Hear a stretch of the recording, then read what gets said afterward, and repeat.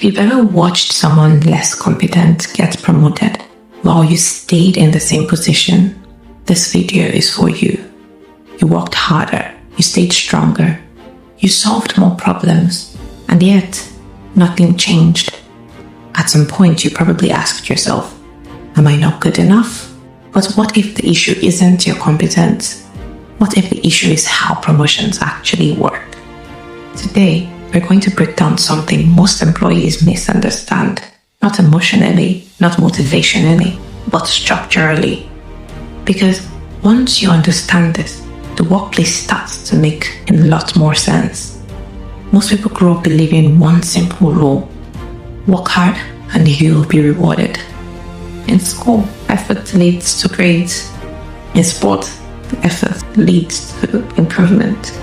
In many areas of life, effort and outcome are directly connected. So we carry that belief into the workplace. We assume, if I'm reliable, I will be promoted. If I exceed expectations, I'll move up. If I stay loyal, someone will notice. And to be fair, performance doesn't matter.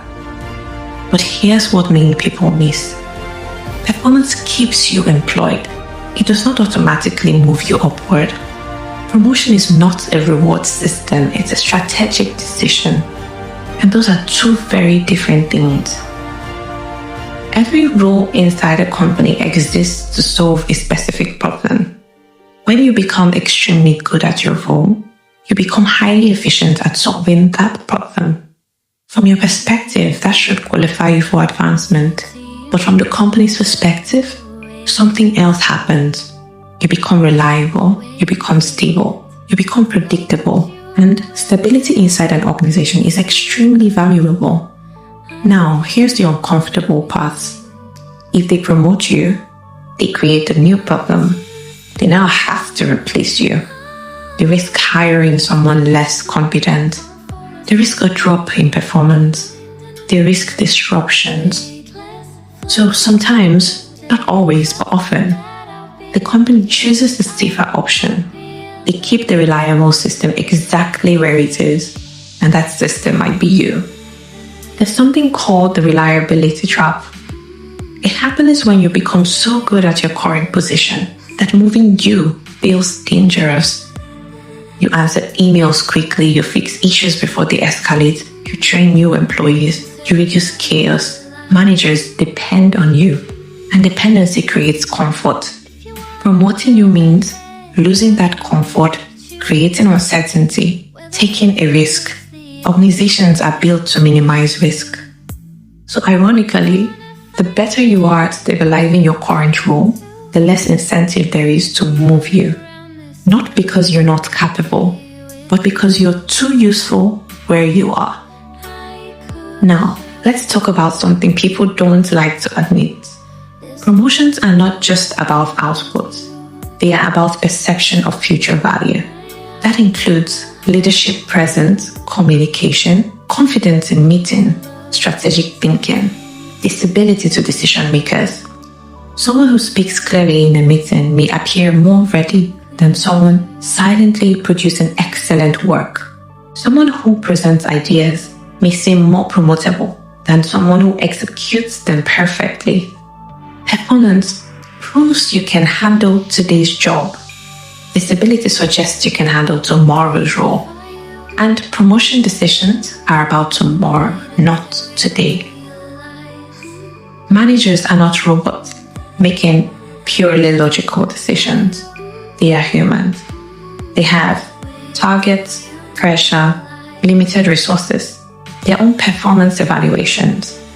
If you reduce their stress, you become extremely valuable to them. And people instinctively protect what makes their life easier. Promoting you introduces variables.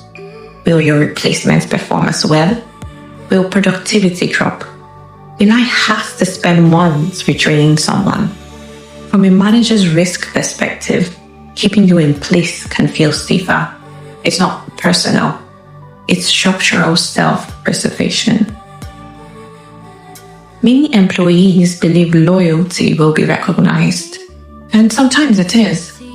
But loyalty alone does not signal leadership readiness.